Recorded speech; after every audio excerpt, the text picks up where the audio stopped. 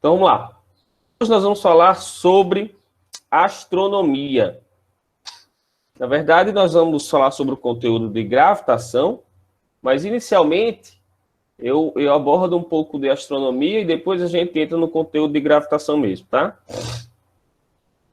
Então, eu vou passar aqui para vocês algumas curiosidadezinhas, né? Para aguçar a nossa curiosidade pelo tema, tá bom?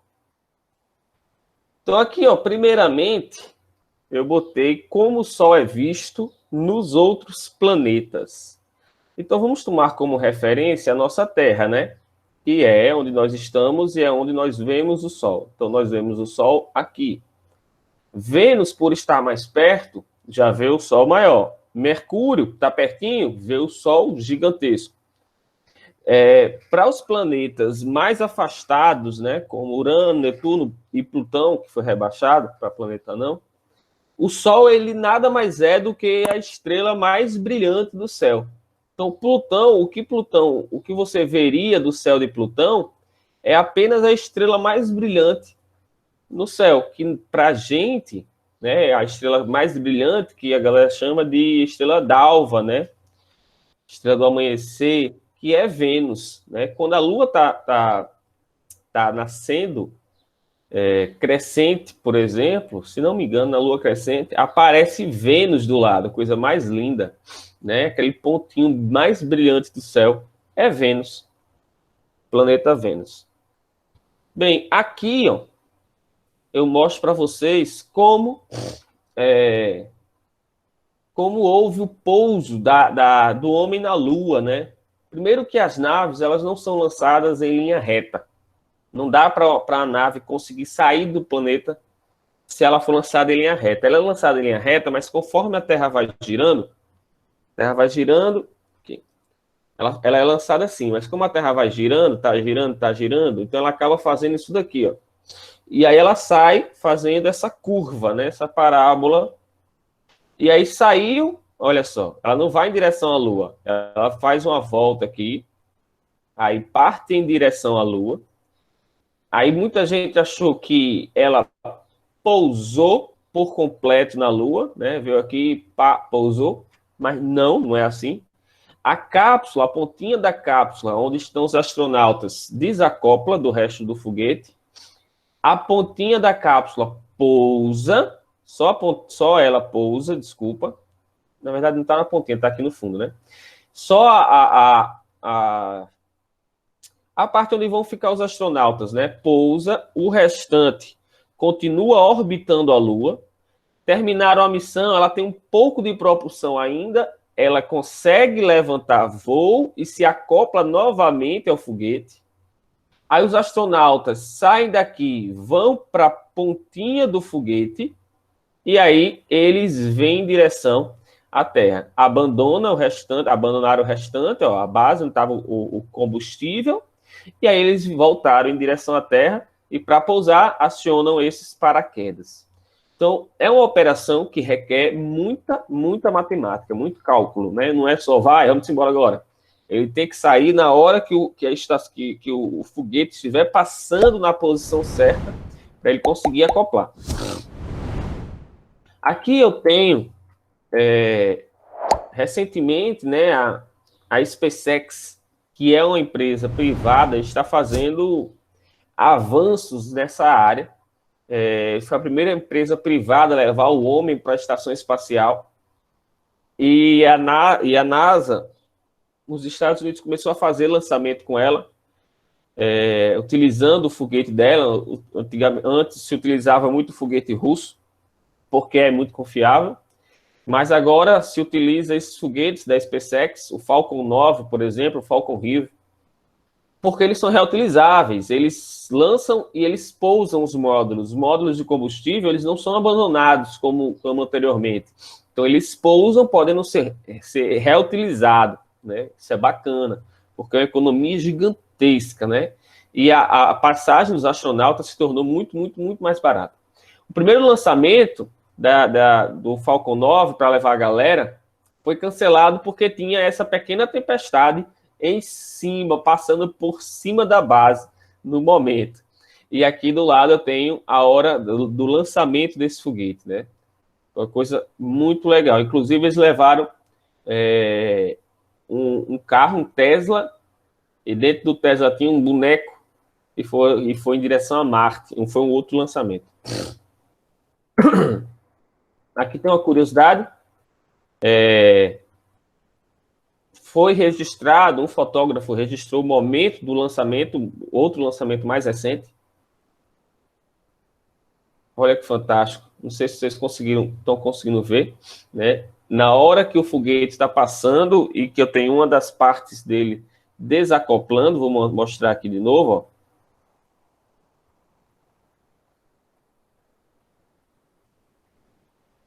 Simplesmente fantástico. Aqui eu tenho uma comparação entre os planetas.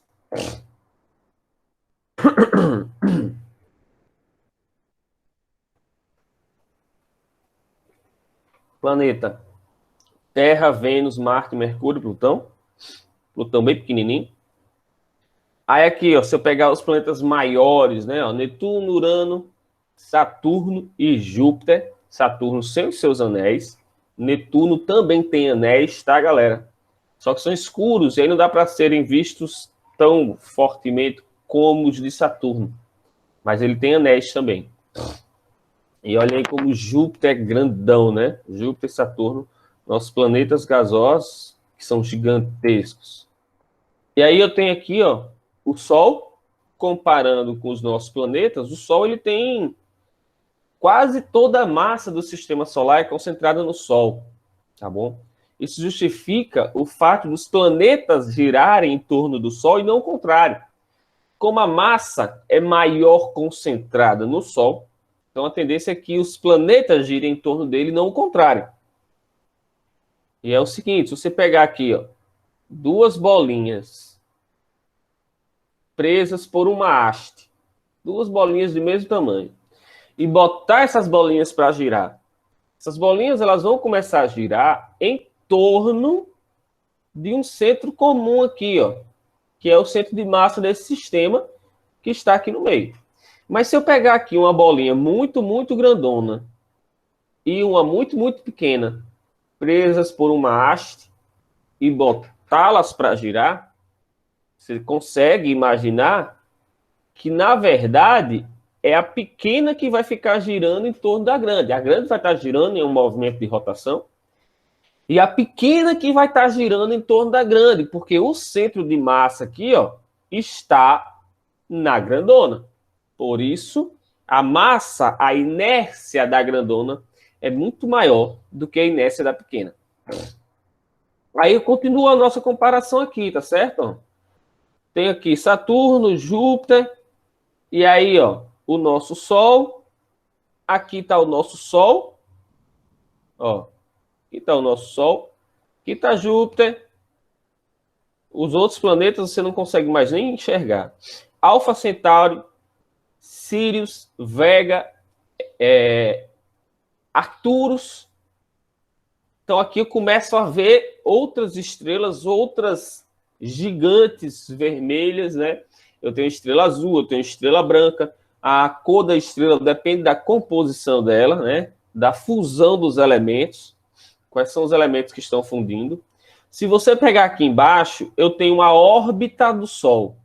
O que significa isso, professor? Eu estou mostrando que a órbita do Sol, a órbita do planeta Vênus, a órbita do planeta Vênus, ó, a órbita de Mercúrio é gigante, tá, galera? A gente acha que é pertinho, mas é muito grande. Cabe a estrela Rigel, de tão grande que é. A órbita de Mercúrio, cabe a estrela Rigel dentro. A órbita de Vênus cabe a Gama Crucis, que é gigantesca. Olha só, aqui, ó, dentro de Vênus, caberia essa estrela gigantesca aí. Muito massa isso daqui. Aldebaran é a estrela da constelação de Touro. É esse carinha aqui, ó. É o olho da constelação de Touro. Se você formar a figura, você vai ver Aldebaran lá. Aí, se eu pegar a órbita de Saturno, eu encaixo essa estrela grandona aqui, ó, Mucefei, Antares, Betelgeuse, né? Eu começo a ver estrelas que é inimaginável isso daí, galera. Aqui eu tenho algumas luas do nosso sistema. Então, Terra tem a Lua, tem o satélite natural da Terra é a nossa Lua, chamamos ela de Lua, tá certo? E aí eu tenho outros satélites importantes, né, do sistema solar. Eu tenho 2 de Marte aqui, que aparecem. Júpiter, eu tenho aqui os 4 mais importantes, maiores, Io, Europa, Ganimedes e Calisto. Saturno, olha essa ruma de gente. Titã, que é muito falado, já deve ter ouvido falar muito em Titã. Urano, Netuno, Plutão, né? Tem uma estrela grandona que é quase do tamanho dele, beleza? Então aí eu tenho algumas estrelas, tá certo? Algumas estrelas do nosso sistema solar. Aqui é uma.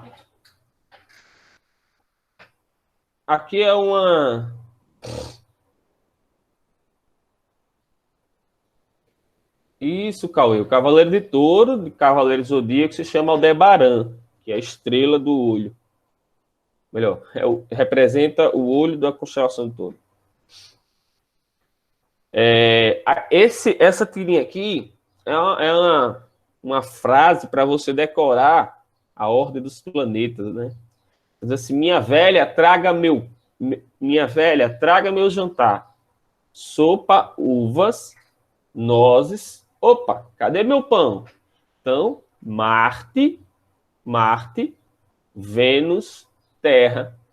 Desculpa, Mercúrio, Vênus, Terra, Marte, Júpiter, Saturno, Urano, Netuno e Plutão, que deixou de ser, foi rebaixado, né? Vou falar já sobre isso.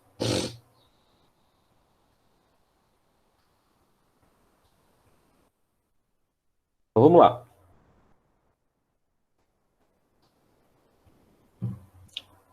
Os registros astronômicos mais antigos datam de 3.000 a.C., né? Então já tinha chineses, babilônios, assírios, egípcios que observavam o céu. O céu sempre foi um motivo de curiosidade para o homem, né? Descobrir até onde vai o céu, se nós estamos sós, se não estamos sós, o que é que tem lá fora. E isso chega até a ser... Esqueci agora a palavra que eu ia falar. Você vê o homem tentando explorar o céu, viajando cada vez mais longe, mas você não conhece o fundo do oceano, o fundo do mar, o fundo da terra, a gente não conhece.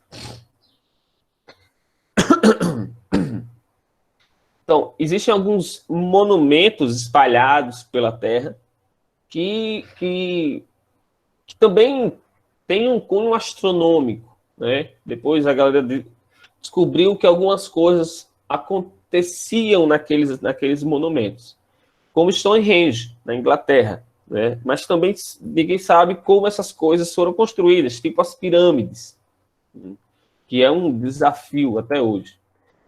E aqui eu tenho, ó, o Stonehenge, como é visto atualmente, né? Diz que um pesquisador estava indo estudar Stonehenge, e um cara que trabalhava para ele, que nem era pesquisador, estava só acompanhando ele, né? Empregado dele, percebeu que existiam marcas aqui, como se fossem marcas onde a grama não cresce do mesmo jeito que crescia na lateral, né? Nos outros locais. E aí o cara percebeu que essas marcações fechavam um círculo bem bonitinho. E aí ele foi projetando como seria Stonehenge antes, né? E aí não se sabe bem ao certo para que servia Stonehenge. E aí encontraram alguns corpos de algumas pessoas, né? Como se fosse um cemitério. Ninguém sabe se foram as pessoas que construíram Stonehenge, né? É um mistério, mas está lá. São pedras pesadíssimas. Por exemplo, um dos mistérios é como é que os caras colocaram esses carinhas aqui em cima. Porque essas pedras, elas são enormes, pesam toneladas. Então, É, e outra coisa, nos estudos eles perceberam que algumas pedras elas foram trazidas de locais bem longe, bem longe. E como que eles conseguiram, quanto tempo demoraram para trazer essas pedras? É uma coisa muito legal isso daí. Muito, eu gosto demais. Deixa eu ver mais alguma coisa aqui. Sim, Stonehenge, de acordo com os estudos, teria demorado mais ou menos 1.500 anos para ficar pronto. Não sei para quê, mas construir. Algumas pedras, ó, de 25 a 30 toneladas, elas vieram de locais a cerca de 32 quilômetros de distância.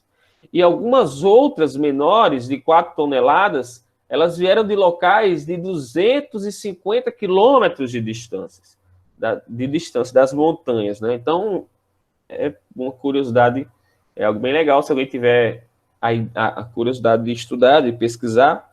Não encontraram 56 covas, né, de corpos cremados ali ao redor. E aí, Charles Darwin, né, vocês devem conhecer da biologia, ele fez pesquisas lá, né, sobre minhocas em 1881, e ele propôs que esses animais eles tinham um importante papel e que eles eram responsáveis por fazer com que essas enormes pedras afundassem cada vez mais no solo. Então, elas estavam afundando graças a essas minhoquinhas presentes no local. Aqui eu tenho uma ideia de como é a Terra para alguns povos. Então, aqui eu tenho os egípcios. Ele considera que existe uma separação aqui, ó, entre essa deusa, que é o céu, e esse Deus, que é a terra.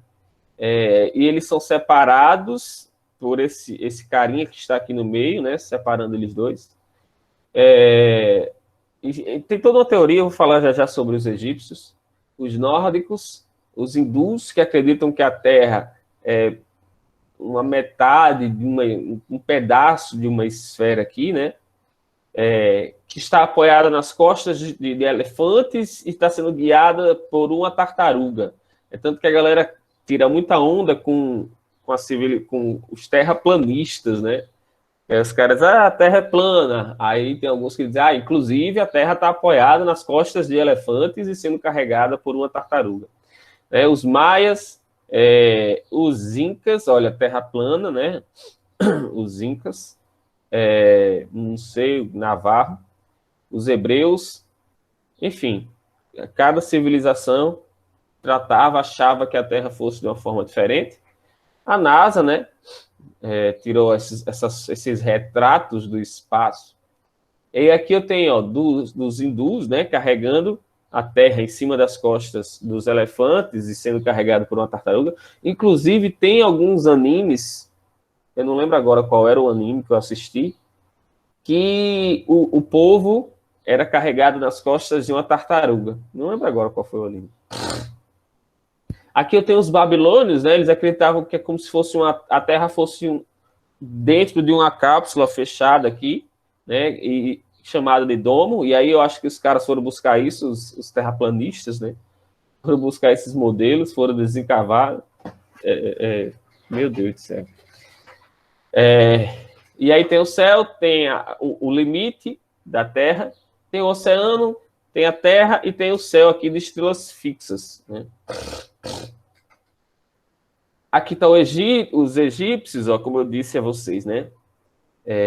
Era uma ilha plana cortada por um rio, onde a terra estava suspensa por colunas. A deusa egípcia Nut, né, o céu, ela é sustentada pelo deus Shu, que é esse carinha aqui, e separado do seu amante, a terra. Então está aqui o amante dela. Esse cara é o amante dela.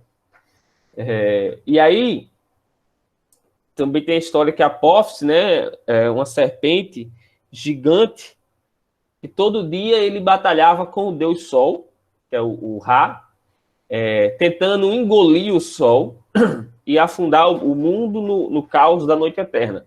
E aí todo dia tinha essa batalha, o Sol vencia, então no outro dia o Sol surgia, né? Quando o Sol não vencia, o Sol não vencesse, no outro dia não teria Sol. Então, na hora que o Sol se põe ali, ele batalhava com a serpente, ganhava, no outro dia surgia de novo.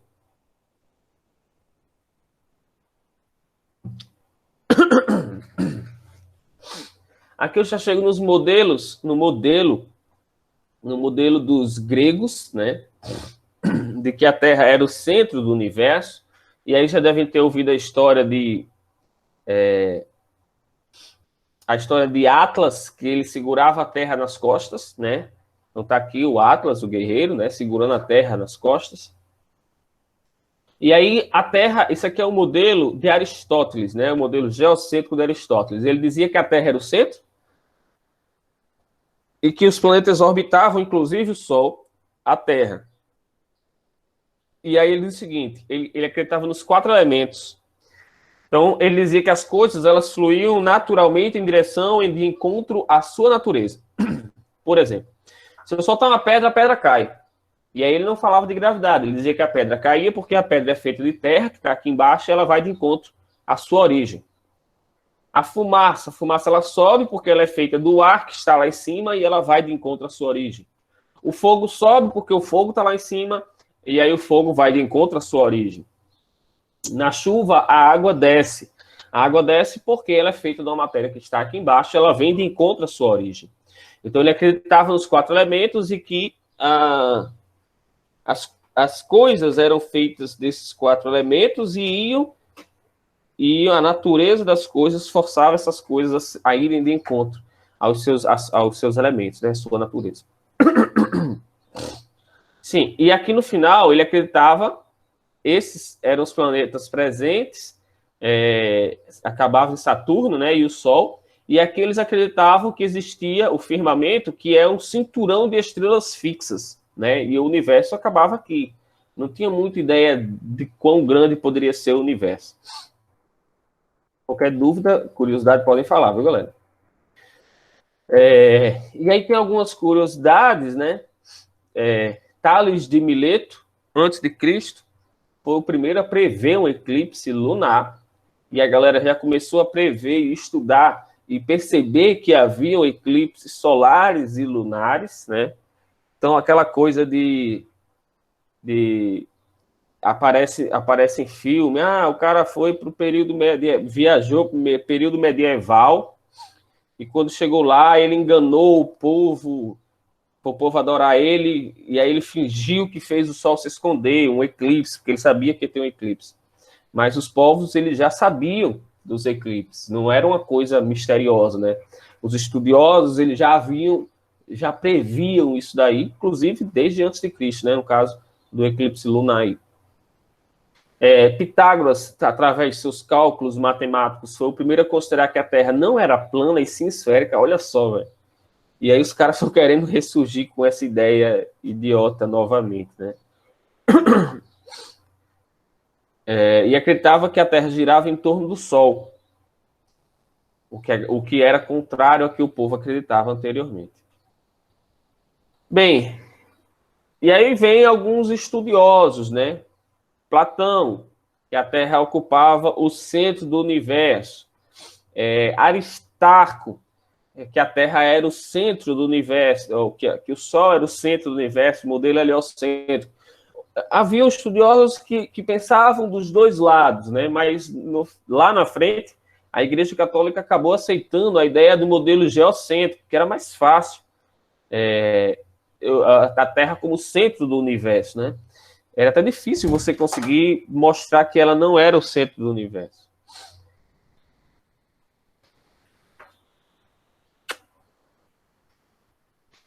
Hiparco de Niceia, né, calculou a duração do ano terrestre. Isso é muito legal, galera. Antes de Cristo, ele calculou e errou com apenas 6,5 minutos. Isso é fantástico. Mas ele acreditava que a Terra não era o centro do universo, né? Só que era difícil combater isso, galera, porque se eu disser a vocês, se vocês chegarem para uma pessoa, um leigo, e disser para ele, olha, o cara não tem estudos, aí você diz, olha, você acredita que é a Terra que gira em torno do Sol ou é o Sol que gira em torno da Terra? O cara que nunca estudou isso daí. ele vai olhar para o céu e vai ver que todos os dias o Sol gira em torno da Terra, sai de uma ponta e se põe em outra. Então é muito mais fácil para ele dizer que é o Sol que gira em torno da Terra e não o contrário. Então, derrubar o modelo geocêntrico da Terra no centro do universo era complicado, porque, por exemplo, para eu dizer que a Terra não era o centro, eu tinha que dizer que ela girava em torno do Sol. E aí vinha outro problema. Se a Terra gira em torno do Sol, por que eu não sinto ela girando? Então deveria todo mundo estar tonto. Deveria estar todo mundo tonto, andando por aí, caindo de um lado para o outro. Porque a Terra está girando. Como é que eu ia provar que você não sentia, não sente esse movimento da Terra porque está se movimentando junto com ela? Porque por conta da inércia, você está em repouso em relação a ela. Né? Era complicado. Exatamente, Hélio. A igreja, né, posteriormente, tá? Ela tinha... Certo, Lázaro. Lázaro está empolgado com a mãozinha aí. A igreja, inicialmente, ela tinha... depois, né, posteriormente, desculpa, ela passou a ter muita influência, né, eu vou falar sobre isso. Ela passou a ter muita influência sobre as pessoas. E aí, as pessoas acreditavam fortemente na Igreja Católica. E ir de encontro à Igreja Católica era complicado. Né? As pessoas resistiam a isso. Até que elas quisessem mostrar que a Igreja estava... Até que eles acreditassem no modelo que a Terra não era o centro do universo, eles não queriam ir de encontro à Igreja Católica, sabe? Bem complicado. Mas pode falar, Lázaro. Professor, eu tenho um amigo meu que eu já consegui provar ele que a teoria dele estava errada, mas para eu provar isso, ele tinha, ele insistia que a Terra ela era plana, que o Sol girava em torno dela. Aí eu perguntei para ele, de onde você tirou isso? Ele falou, porque eu não, porque do jeito que você falou, o Sol ele se põe, não o oposto, não a Terra que fica girando, ele não notava isso. Aí eu tive que pegar o livro de ciências, provar ele que era o oposto. E mesmo assim, ela ainda teimava que o foguete ele não saia da Terra. Porque ao bater de frente com a atmosfera, ele era destruído, não sei o quê, falando assim, porque não tem a força atmosférica, a camada que era em torno da Terra. Aí ele ficava teimando que não passava. Até que foi um ano inteiro eu provando para ele. Eu chegava da escola e pegava o caderno e fazia os esquemas e mostrava ele. Até que ele acreditou. Mas foi osso, porque ele era terraplanista. Cara, é complicado, sabe? O pior é que onde você viu isso? Ah, no YouTube. O legal é que eles acreditam no cara do YouTube, mas não acreditam na ciência, que está feito um miserável de cientistas trabalhando desde sempre, há mais de 2.000 anos, para provar isso, e um babaca chega agora, começa a falar e as pessoas começam a acreditar numa ideia tão besta, né, velho? Então aqui eu tenho o modelo geocêntrico de Cláudio Ptolomeu, né? Que era o modelo que tinha aprovação da Igreja Católica.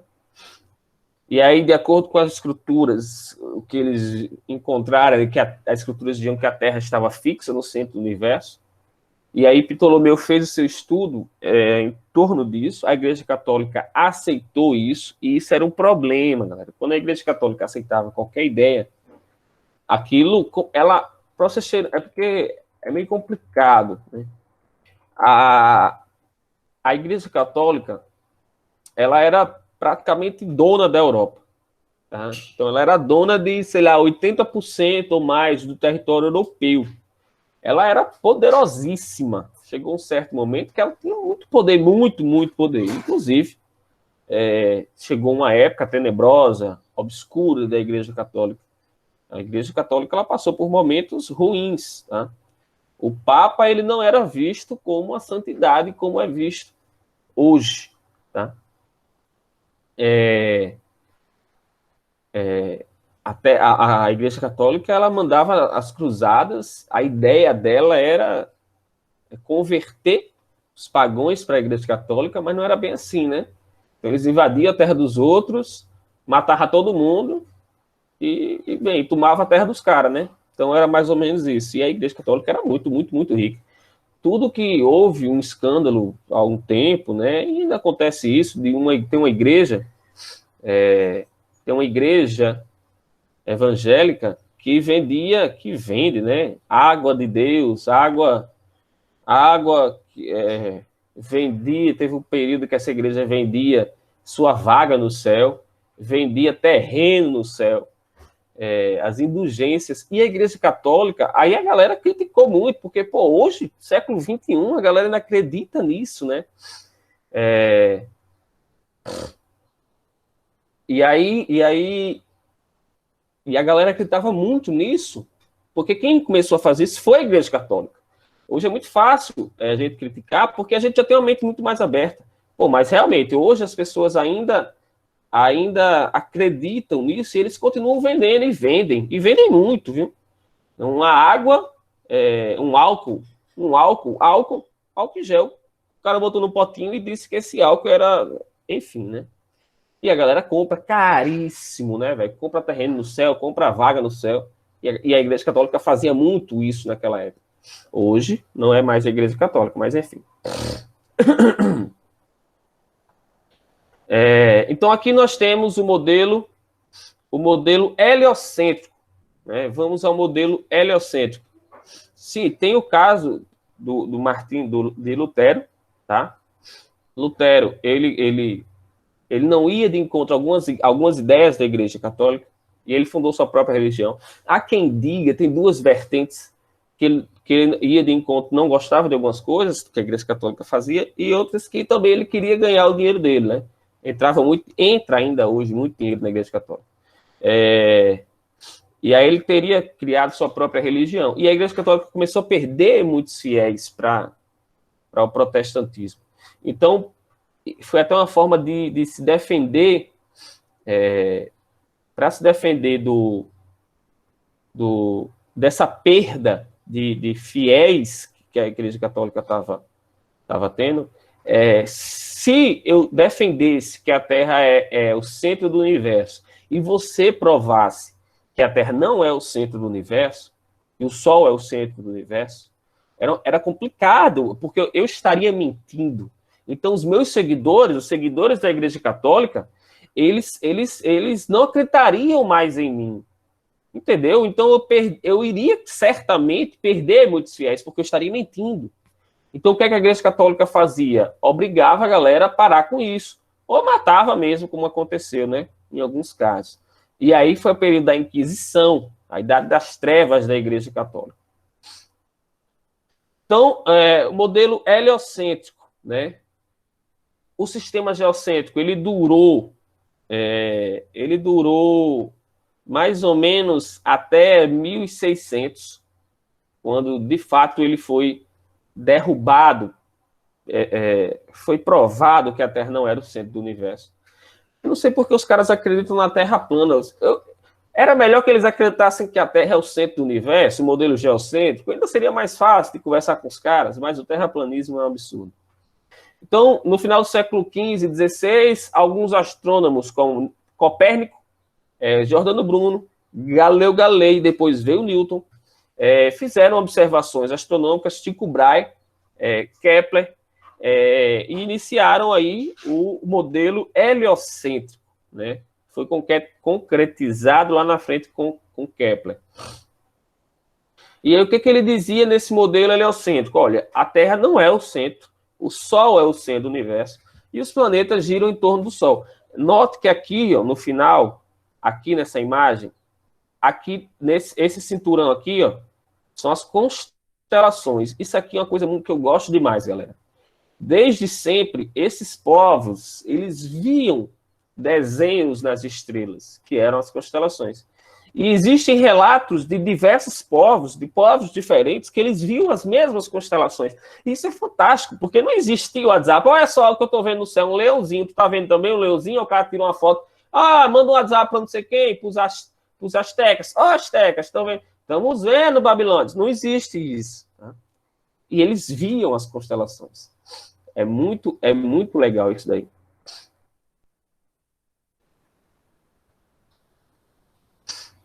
Deixa eu ver aqui se vocês disseram alguma coisa a mais. Francisco, esse período, a Idade das Trevas da Igreja Católica, da Inquisição, um negocinho pesado, tá?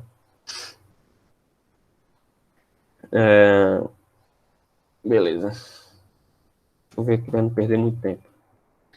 Bem, aqui eu tenho Eratóstenes de Cirene, ele era o diretor da Biblioteca de Alexandria, já devem ter ouvido falar. E era famosíssima, ela concentrava os maiores estudiosos do mundo, eram na Biblioteca de Alexandria. Inclusive, tem muito filme que fala isso, tá? E ele foi o primeiro a medir o diâmetro da Terra. Olha que massa. Esse cara, Eratóstenes, ele fez uma coisa muito, muito legal. Ele percebeu o seguinte, em um determinado dia do ano, e aí ele fez essa observação em Alexandria e em Siena, no mesmo dia, no mesmo horário, certo?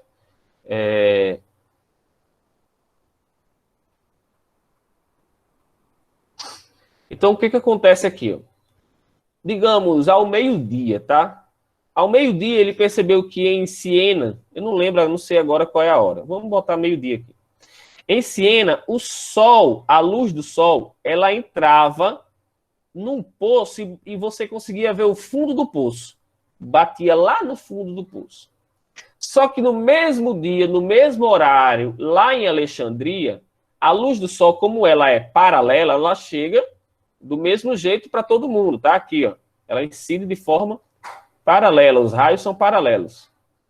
Então, da mesma forma que ele chega aqui, ele chega aqui.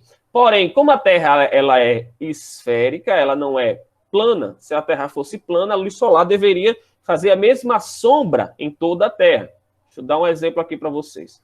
Se a Terra fosse plana aqui, ó, se eu tenho um negocinho aqui, uma haste aqui no Brasil, e eu tenho uma haste, sei lá nos Estados Unidos, e o Sol está na mesma distância, e a Terra é plana, eu teria que ter a mesma sombra. Só que, se a Terra ela é esférica, o Sol ele vai fazer uma sombra. Esse carinha está aqui e esse carinha está aqui. Ó. O Sol ele vai fazer uma sombra, por exemplo, pequenininha para esse cara e uma sombra maior para esse outro, já que eu tenho posições diferentes do globo.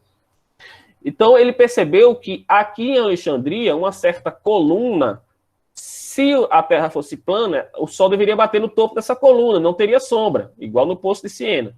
Mas aí ele fazia uma certa sombrinha aqui, ó. Tinha uma certa sombra aqui, ó. Beleza? Então, o que foi que ele fez? Ele traçou um raio até o centro da Terra, pegou aqui no Poço de Siena até o centro da Terra, e traçou um raio que ia nessa pilastra, porque a pilastra é retinha, né? É vertical, perfeitamente vertical. Então, ele traçou aqui, ó, retinho, tá? E a luz do Sol, esse raio aqui, ó, da luz do Sol, ele é paralelo a esse aqui, ó, onde a luz está chegando. Ele é paralelo, tá? Esse cara, que vai até o fundo, é paralelo a esse. E essa reta aqui, ó, está cortando eles dois. Logo, de acordo com a matemática, isso é uma semelhança de triângulos, ou seja, este ângulo é semelhante, é igual, desculpa, a este ângulo. E esse triângulo é semelhante a este triângulozão grandão. Este triângulo pequenininho aqui, ó, este triângulo pequenininho, é semelhante a este triângulo grandão. O que significa isso? Há uma proporção. Esse triângulozinho é proporcional a esse triângulo grandão. Logo, se eu calcular o tamanho dessa sombra, se eu calcular o tamanho dessa altura, eu consigo descobrir quanto vale, ou eu podia medir esse tamanho, né? Eu sei quanto é esse ângulo. Eu posso fazer isso também para medir essa distância. E aí, sabendo essa distância, eu consigo saber qual é o tamanho da Terra, qual é o diâmetro da Terra. E olha só o que ele fez. Ixi, Maria, bagunçou tudo aqui agora.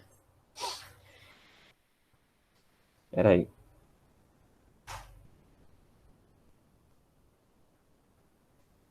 Olha só o que ele fez.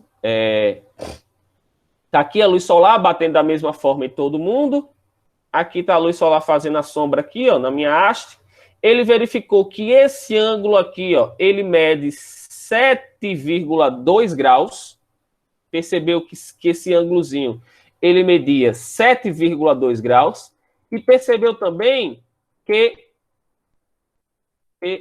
se eu pegar aqui, ó, 360 dividido, que é uma volta completa, por 7,2, ele viu que isso aqui dá 50. Ou seja, 7,2 graus representa uma de 50 partes, 1 sobre 50, dão a volta toda, tá? 7,2 graus representa uma parte de 50. Se eu pegasse 360 graus, dividisse em 50 partes iguais, seriam 50 partes de 7,2 graus, tá bom? Aí, ó, olha que massa, tá aqui Alexandria, tá aqui Siene. Ele pagou um cara para vir andando aqui, ó, em linha reta. Existiam pessoas naquela época que eram pagas para isso, para medir passos, né? E aí, esse cara, ele... Por quê? Porque esses caras, eles tinham um passo mais sincronizado. Então, ele pagou para que esse cara chegasse até Siena em seus passos sincronizados e convertendo para os passos do cara em quilômetros, daria mais ou menos, deu nas contas dele, mais ou menos 800 quilômetros. A distância entre Alexandria e Siena deu mais ou menos 800 quilômetros. Esse pedacinho aqui, ó, que representa uma parte de 50 do todo. Então, ele percebeu o seguinte, se esse pedacinho representa 7,2 graus, que é uma parte de 50, se eu pegar 800 e multiplicar por 50 partes, eu tenho o diâmetro da Terra, 40 mil quilômetros. Olha que massa, né? Essa medida não era quilômetros, eram estádios, tá aqui, ó. Então, o cara mediu mais ou menos 5.040 estádios, né? Um estádio dá mais ou menos 157,7 metros. E aí a medida teria dado lá aproximadamente 39.700 quilômetros, que é uma medida muito, muito próxima do real, muito precisa, galera. Isso é muito bacana. O cara percebeu isso, o cara notou isso. Cadê? Antes de Cristo, né? Antes de Cristo, ali mais ou menos, sei lá, 100 antes de Cristo, 200 antes de Cristo, o cara chegou a essa conclusão, que a Terra media, o diâmetro da Terra media algo aproximado de 40 mil quilômetros. Isso é fantástico, isso é muito legal. E aí você vê que hoje em dia a galera acredita na Terra plana, porque, pô, o cara fez uma conta dessa, fantástica, antigamente, né, sem recurso nenhum. Eu acho isso fantástico. Nós vamos parar agora para dar um intervalozinho, tá bom? E depois a gente volta, tá certo?